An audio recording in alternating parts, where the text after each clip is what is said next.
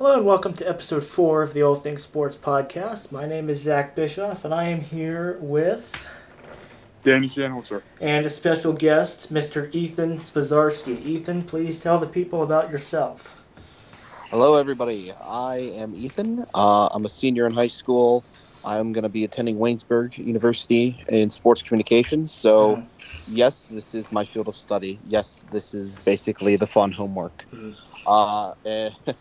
And I also have a sports podcast of my own, which I'll clout about in a little bit. All right, and Ethan, he also works for the school newspaper this year, so I figured I'd throw that in there for you. So today it's good to have you on, Ethan. Thank you for taking the time. Thank you for having me. I appreciate this. I am unprepared as usual for this.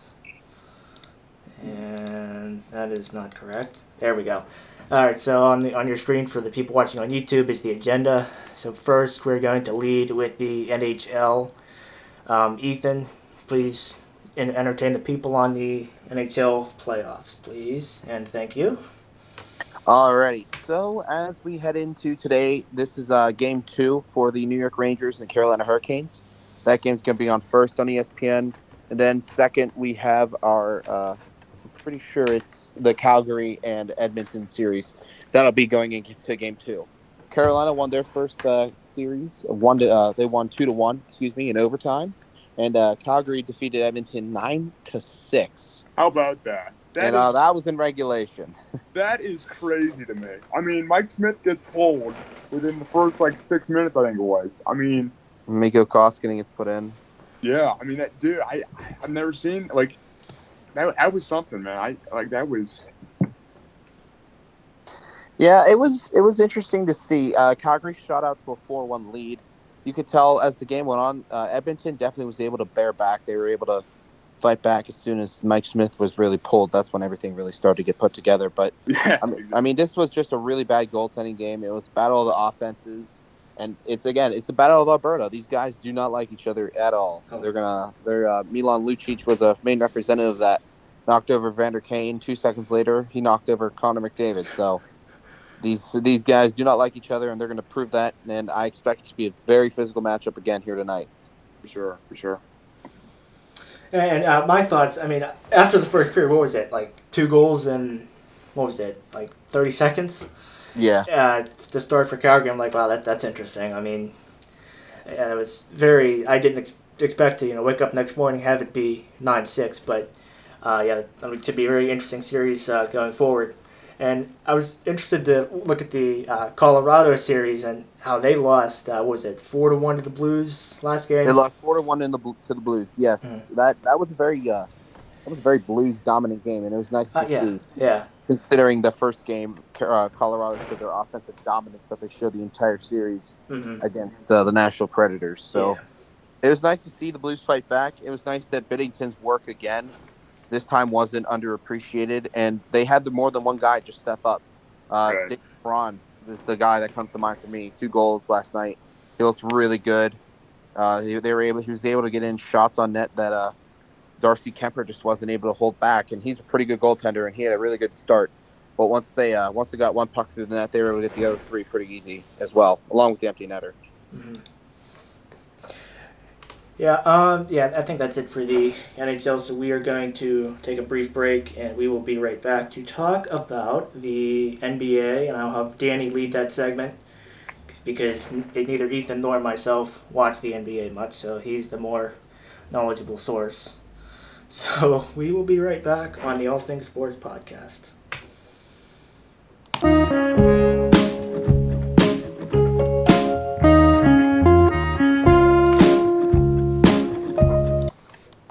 Welcome back to the All Things Sports Podcast, and now Danny is going to be talking about the NBA rumor mill and also an update on the NBA playoffs. Danny.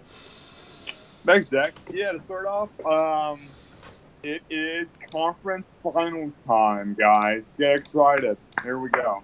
All right. I don't know if you could pick up on the claps there, but we got in the Western Conference, we have the Golden State Warriors versus the Dallas Mavericks. And in the Eastern Conference, we have the Boston Celtics versus the Miami Heat. Now, these matchups, there's a lot to dive into here. I mean, you look at the Eastern Conference Finals first. Boston goes out to a huge lead at first, and then the Heat come roaring back and take game one out of nowhere. And then in the second game, Boston wins in a blowout. So I thought it was interesting, especially seeing. I believe Game 3 is tonight, if I'm not mistaken. It was just like, I think the NBA and the playoffs for the NBA is such a different animal. I mean, it is so interesting to me to see the difference between a regular season game and a playoff game. I mean, especially the conference finals. It's a completely different intensity, and I mean, it's just. It's so interesting to watch because what I thought was interesting is I think in the first game, as I mentioned, was it? Yeah, Boston jumped out to a huge lead, right? If it was a regular Tuesday night, Miami probably would have rested their big guys and put in the reserves and kind of let the clock run out. But I mean, it was really interesting to see. I mean, they came roaring back in the second half and won the game. So I thought that was interesting. I mean, it just shows, like I said, the different intensity levels of the playoffs here. And I thought as our loyal listeners kind of know, I actually thought it was. I was all wrong on the finals prediction. I thought it was gonna be Sun Bucks again, but so going forward here, I think it'll be the Heat coming out of the East and the Golden State Warriors coming out of the West because I mean, for the Golden State Warriors, they're playing the Mavericks, and Doncic has been playing great as of late, right? He has been going off. But the thing about the Warriors is they just have too many superstars. I mean, with Thompson back and Baldwin out and Curry is self-explanatory. I mean, I think Dallas will be a problem coming out of the West in a couple of years, but Golden State is. I feel like it's the team. They're going to get back to the finals here. So it'll be interesting to watch, and I'm excited for the games tonight. So yeah. Does anybody have anything else to add? Or I guess we could talk about the rumor mill too. So I am not prepared, but just kind of going off the top of the brain here. But yeah, it's definitely an interesting. Going to be an interesting offseason for sure because you look at in round one, or I'm sorry, yeah. I mean, Brooklyn with Boston beating Brooklyn 4-0, and with KD and Kyrie playing and Steve Nash is the coach, I think something has got to change in Brooklyn. So that'll be interesting to watch because if I saw a clip of Kyrie Irving walking out, the guy just looks so out of it. So I think that there's going to be a major shakeup with Brooklyn for sure. And I mean, I think the Lakers didn't even make the playoffs this year, so I think it'll be. I don't think, and if anybody else has any thoughts on this, I know you guys aren't very into the NBA, but I think that, and because I'm curious to see what other people think about this, I think that Russell Westbrook is not the answer for the Lakers. I mean, he didn't even get the Lakers to the playoffs here, and I mean you have AD, LeBron, Russell. Now, granted, they were injured all of the season, so they didn't get a chance to play together, but the Lakers don't have an excuse to not make the playoffs. I mean, that should be expected for the Lakers. But but yeah, I mean, Frank Vogel was out as the Lakers head coach. I really don't blame it on Frank Vogel. I mean, AD, LeBron, and Russ all just have to find ways to stay healthy, and they just didn't. And that's why I don't think they're in the playoffs. And I think that leads into my next point here, that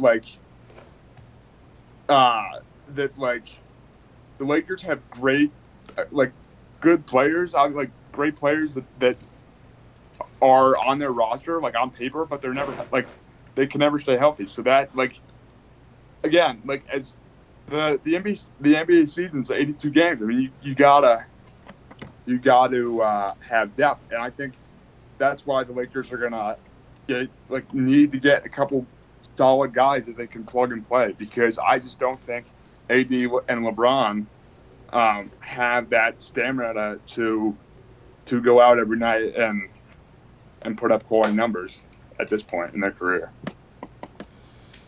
All right, yeah. Thanks, Dan. That was a good insight to people who don't really watch the NBA. So, Ethan, do you have anything to add to that?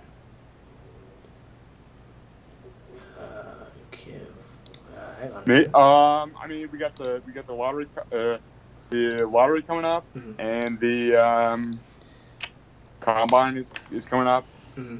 I actually haven't done too much of a deep dive on those, so I know that presumptive number one pick is probably Holmgren from Gonzaga, so that'll be interesting to see where he kind of fits, how his game kind of translates to the NBA better than that. Yeah, I'm interested to see how many Gonzaga guys actually go this year. I mean, I don't know how many seniors they have. Yeah, I think I just was actually watching the combine yesterday, and so I believe it's Holmgren, Nembhard, and Timmy, I think, are all at least entered into the draft. Mm-hmm. I believe, but where do you think? Could be mistaken. I apologize. Where do you think Timmy's going to go if he gets drafted? That is a good So here's my thing, right? With the NBA, it is so especially because Timmy was a good college player, and he fitted really well in the offense with Gonzaga, because they spread the floor out, and he could what was so good about Gonzaga is they were deep, and everybody could their spacing was just really good. So I think Timmy played really well against teams really well with guys on Gonzaga, obviously, but you gotta factor in. I mean, they're playing the hardest team they play is St. Mary's, so there's definitely going to be a competition adjustment for Timmy here going forward because of just the gauntlet the NBA is. So that'll be. I'm curious. I'm always curious to see how college players adapt to the NBA the NBA, because I guess you go from, you're probably the most dominant player in high school if you go D1. You probably, if you're going to the NBA, you're probably one of the most dominant players on your college team, and I always find it interesting to see how guys fill in their role, how guys are able to find their role in the NBA. So yeah. All right, so now we cannot break. So unfortunately, we are going to have to go right into the NFL. I was planning for the segment is I want to have Ethan give do a prediction for the Steelers, all the Steelers games this year. So Ethan, let me pull the schedule up. I need a minute. Danny, can you entertain the people for a moment? Yeah, I mean, just going off. I know we're transitioning to NFL here, so that'll be ready for that.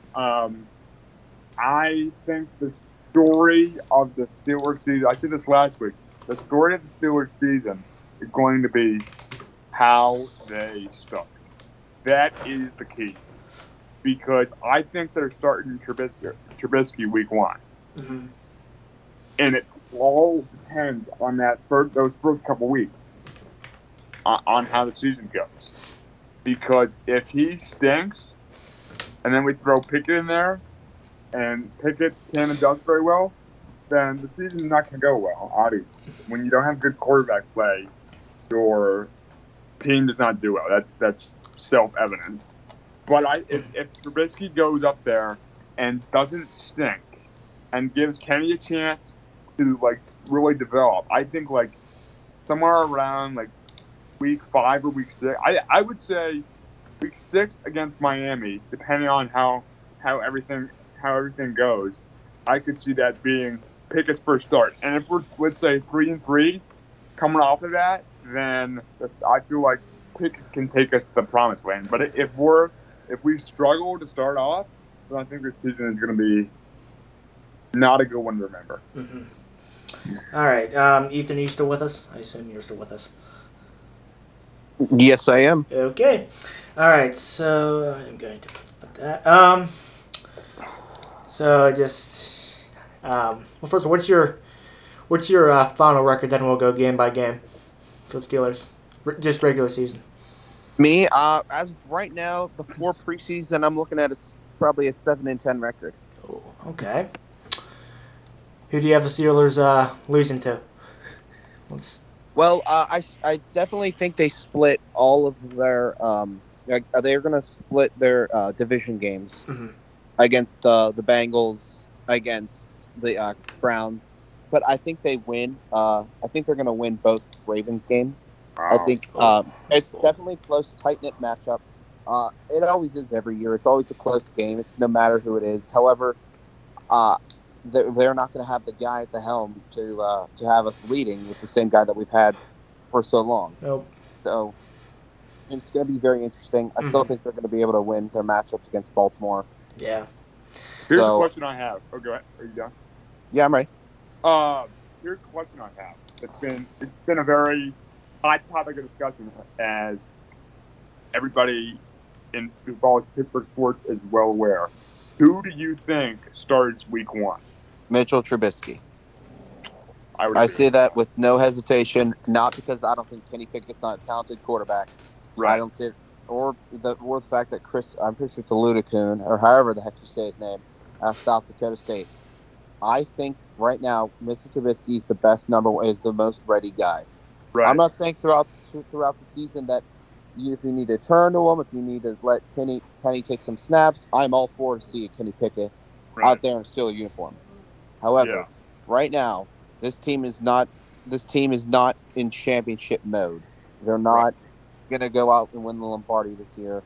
They're working on with what they have, and if you need to let Mitchell Trubisky work with this team and let him get his 2 years out of his contract and let Kenny develop more into a better quarterback, then I'm all for it, and I'll wait, because Kenny is the most NFL ready out of any quarterback in the draft this year, but he's not ready to be starting above Mitchell Trubisky. All right. Right. I would completely echo what you were saying. I just think it comes down to the fact that the NFL is just a different animal. I mean, I was saying that with college and the NBA, college basketball and the NBA. I mean, it just, you really, and this is what I really think you got to give a quarterback a solid 2 to 3 years to really develop and to really see what you have, because half of the battle in the first year seems to be like, where's my locker? Like, that seems to be half the battle, and so because it's just such a shift from college, you know what I mean? Yeah, it all depends on the quarterback and what they bring to the table, what they bring to the team, their team chemistry. So for each quarterback, it's different. If you had to pick an average, I definitely probably say around like the 2-year mark, because for Kenny, it's not a likable guy. He's been in Pittsburgh before, so he's been around the building, so he has a general idea. Oh, that's a good point. Yeah, you're right. So it's gonna be. I'm very excited to see what Kenny's gonna do down here in Pittsburgh. He hasn't been officially signed yet. I know they signed Pickens and they signed Robinson, I'm pretty sure, as well. So I'm excited to see what moves they're going to make towards the rest of this offense and how they're going to start making plays as we get ready for mini camp along with training camp in a few weeks. Mm-hmm. All right, so that's going to move us into our final topic of discussion as I pull it up here. The NLB and the Pittsburgh Pirates. Oh boy. We discussed last week about the Pirates winning against the Reds without giving up a hit. Ethan, your thoughts, please. If you want my thoughts on the Pirates season, or you want going into their next game at St. Louis tonight? I'm just going in. I'm actually going to the game tonight. So going into the game tonight. Well, Pirates going in tonight are it's going to be interesting because they played St. Louis 4 times in the season opener. Down in St. Louis, they were able to win game 2, or was it game 2 or game 3? And it just didn't look like the Pirates at all. It was very I was very unhappy with a lot of what I saw. There were a few good things. Michael Chavis's grand slam, that was really good. But besides that, it was very, very scary for me. And the most scary thing was seeing JT Brubaker and Mitch Keller's start to the year. So tonight, though, however, it's none of those pitchers are going to be starting. It's Zach Thompson who's going to be on the mound tonight. 2-3. He has he's about a 5.5 ERA, and he's played just over 26 innings. So, he was obviously a part of the trade that sent Stallings to Miami, and he came over here to Pittsburgh. He was probably he's probably the most expected or excited pitcher to be on the roster this year. I know a lot of people were excited to see him. He had a lot of success last year. I know I am tonight. However, Pirates are going to lose this game, and it's going to not just because St. Louis is a great defense. It's because Adam Wainwright, he's going to be on the bump for the Cards, and Wainwright against the Pirates has career numbers, and so I just like what I see when I like what I see with the Cardinals over. There we go. Did you lose me, guys? Just for a moment. Go, keep going. Oh, I was? Okay, cool. I'm sorry. My phone just completely pooped the bed. But yeah, I like the Cardinals tonight. But I'll admit, besides the start of the year, the Pirates season has not been a complete and utter disappointment as it was expected to be. But again, I'll take the Cardinals tonight over the Pirates. Yeah, and I think you were talking about Pirates pitching. I mean, if we want to contend in 3-4 years, we got to get consistent pitching, especially out of Mitch Keller, because he's one that he has a great outing and then he doesn't. He's up and down, and that's what most of our pitching staff, I think. So it'll be interesting to watch over the next couple years and see what moves, if any, this team makes.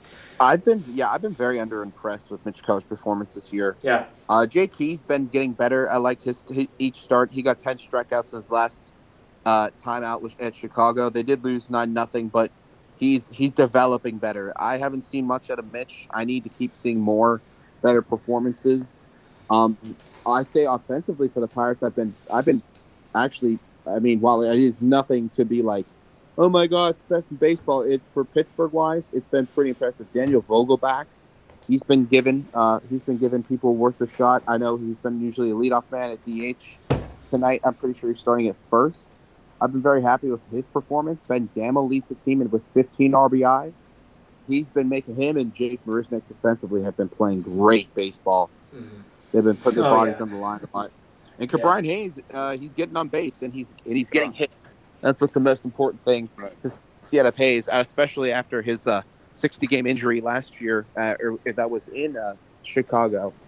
So I'm happy to see that working up as well. So the Pirates, while they haven't had anything crazy special this year, there definitely have been pluses to this year besides their lack of pitching. Yeah, and I think just another just brief point, then we'll wrap it up here. The Dodgers pitching, I think that was last week. Did you see they were getting lit up? It was their Phillies series. What are your thoughts there? I mean, I know they're the best team in baseball, but it was just interesting because I think they got beat. What was it? They had 8-1 and a couple other crazy scores. So, give us your final thoughts on that, please. Dodgers, they technically by record are the best team in baseball. However, that's a record standpoint. That's the teams you faced versus different teams you see. And if we go back to it, it all starts with the Pirates, with Jose Arias, however you want to say his name. The Pirates, they were able to get off 5 runs off the Dodgers night 1. Night 2 wasn't as successful, but they were able to win night 3, so they ended up taking the series. And the Pirates played really good baseball against the Dodgers, and it's showing a little bit of effects here against Philly. Again, just because you have the best record doesn't mean you're the best team. Right. While, and it also depends on the different teams you've played. I'm very impressed with what I've seen out of the Mets so far this year, and that's with their top 2 aces now hurt. Jacob deGrom is still out. He's working to recover. Max Scherzer is now out 6 to 8 weeks. So I'll be interested to see how that's going to affect the team. But the Yankees have been on a roll, and that's been mainly offensive, outside of New York there. The Angels are surprising everybody. With Syndergaard, kind of, they call him Thor there for a reason. He's been really putting down his hammer. He's been putting on good performances as well. Yeah. I'm excited to see what the Angels do as well. And a team that I feel that not everybody's just as aware on, definitely don't ever sleep on, is the Padres too. Padres, that NL West division, they have a lot of potential. They're really working at it between the Padres and the Dodgers right now. I'm excited to see as this year goes on, and I'm excited to see with what we see for the rest of the year. Yeah. And once the Padres get Tatis back, I think I know that's also hurting my fantasy lineup, but that's for another time. Yeah, he's still on that 60-day IL, but once he comes back, he gets back into feeling the ball, gets better wrist. That'll be good to see, especially with the way their bats have been working. And Ha-Seong Kim, Yu Darvish has been really good too. So I'm excited to see what the Padres contribute to that division as well. Mm-hmm. Danny, anything else for the people before we wrap this up? Yeah, man. I would just like. You want my final, or like you want to wrap it up, or you want my thoughts about the MLB, or we have to wrap it up. Oh yeah, just obviously another one in books. Love doing it. Mm-hmm. Thanks to Ethan for joining us here, and appreciate everybody for listening here, and always enjoying, man. So.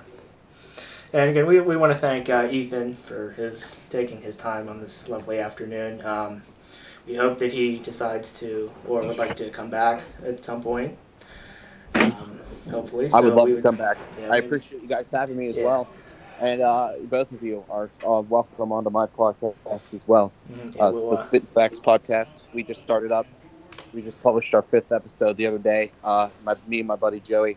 It's been a work in the making. I understand it's been quite an interesting experience for both of us, for both sides here. Yeah. Working on getting us started and whatnot. So again, I appreciate everyone here, and I appreciate you guys having me on. Artie, thanks for your time, and thanks everybody for listening to episode number 4. I can't believe we're almost at 5 episodes of the All Things Sports podcast. Thanks everybody.